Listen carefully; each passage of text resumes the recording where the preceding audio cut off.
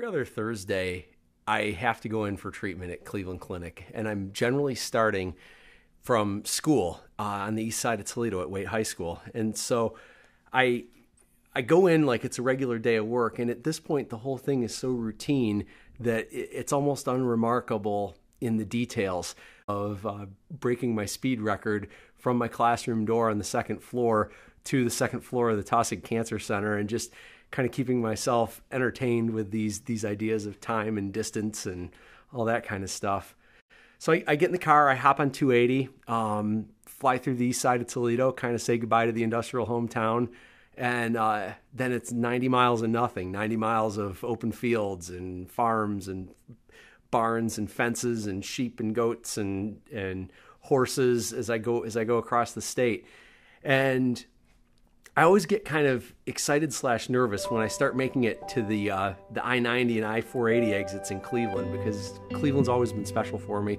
It's where my dad was from, and I have these memories going on the turnpike out to my grandparents' house. And so I even doing this probably 100 times now, I still get nostalgic about Cleveland every time I start coming into Cleveland. And when I make that bend around 480 or 71 coming into downtown and see the skyscrapers come up, I always have this little rush of fun and adrenaline of seeing my favorite city in the United States. I think my routines kind of keep me in a place where I don't have to think about anything else. Like, you're thinking so much about your situation in life. When you're in the waiting room for chemo, there's no way to escape exactly where you are. You know you're not in a sports medicine clinic with a bunch of athletes.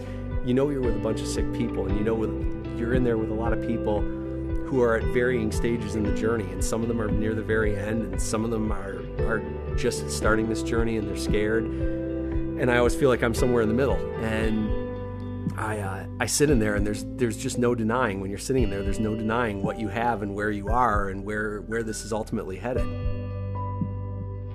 When I get home, it is a mental, physical, and spiritual exhaustion when I hit the driveway. I'm done.